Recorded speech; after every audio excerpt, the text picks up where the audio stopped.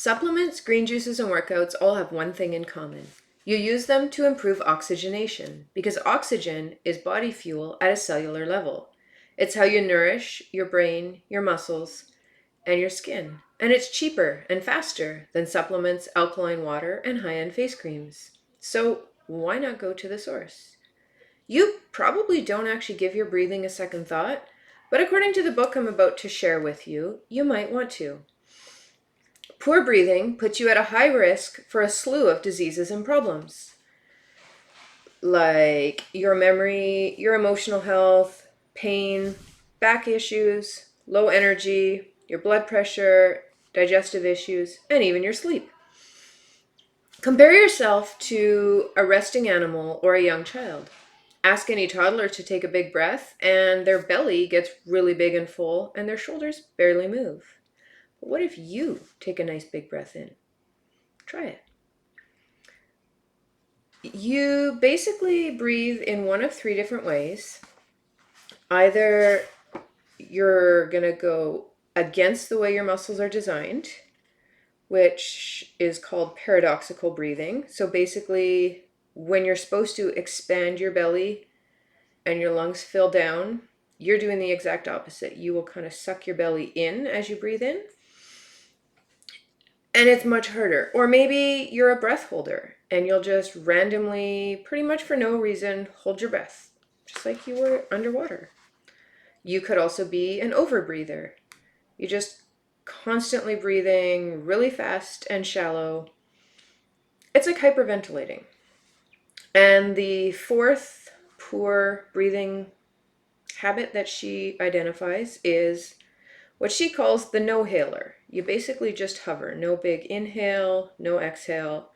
Just kind of slowly sipping a little bit of air. Your body barely moves. I mean, you used to breathe well, but once upon a time you realized it didn't look that good if your belly was just getting big all the time. Vanity. You may have injured yourself, or you're just getting older and stiffer, or stress. I mean, listen to the news and just pay attention how your breathing changes when you hear a really scary, stressful story. What we end up doing is the densest part of our lungs, which is like the lower 2/3, get used the least, which is really inefficient breathing.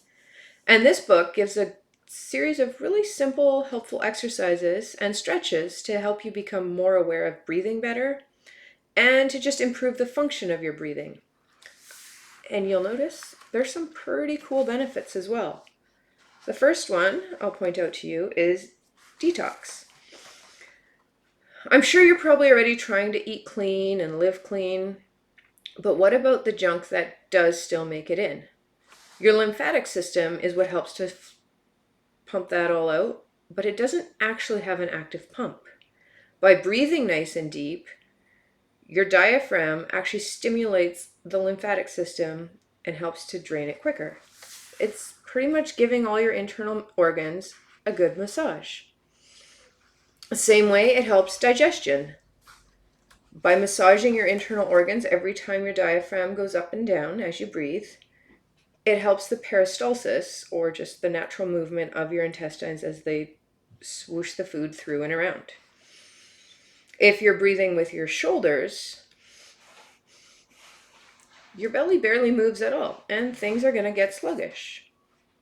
Another benefit to breathing, and one that really appealed to me personally as someone who's injured my back quite terribly before, is breathing problems increase the risk of back pain and vice versa. So if you're in pain, you're going to breathe less well, not as good. And if you're not breathing that good, you're going to increase your pain. Your tension, both physical and emotional, can cause back pain. And this has been studied. Kind of really interesting. I'd never heard it before. I mean, did you know that stress gives you belly fat? Even baboons get muffin top if they're stressed out in the wild. Could very well be why you are at a plateau in your diet. And breathing deeply in a relaxing way is the quickest way to get your body out of stress mode. I think I mentioned that on a previous video. Check it out. The other cool thing about breathing well is it's really good for your pelvic floor health. I mean, if you think about it, all your muscles are connected together. So if one muscle isn't really being used the way it should, all the ones that are around it probably aren't working very well either. And the pelvic floor isn't just the tiny little bit of muscles that you might be thinking. It kind of uses all the muscles of your abdomen. And she has a really useful visualization in the book here that'll help you with that. Another good reason to focus on breathing better is your brain. If you don't breathe well, you're not going to be able to do your workouts as long because you'll decrease your endurance, but it's also going to affect your memory, your hormone balance, especially the cortisol, but your productivity, your judgment, and even just your mental health. They're all affected because you might be low on that essential fuel, oxygen, from not breathing quite right. Society glorifies being busy, but the impacts of stress can actually really diminish your daily life. Maybe like me, you are or were a stress addict not that long ago. And she's got a cool checklist here, or not a checklist, just her top 10 patterns that define a stress addict.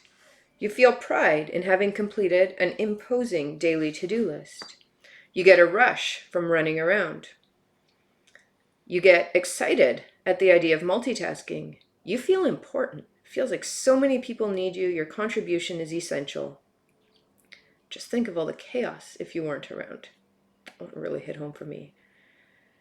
Deep down inside, you don't really believe stress is that big of a problem.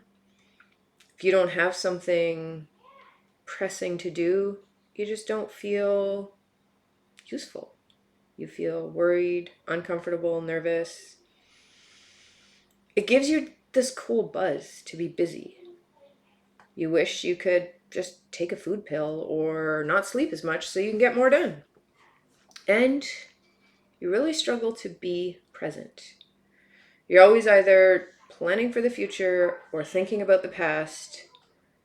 But to actually just be quiet in the moment is a huge challenge for you. In just a few minutes a day, the short, what she calls active meditations, that are really just simple breathing exercises, that she teaches in this book can lower your blood pressure, your heart rate, and your cortisol levels. They're also really beneficial for deeper emotional pain.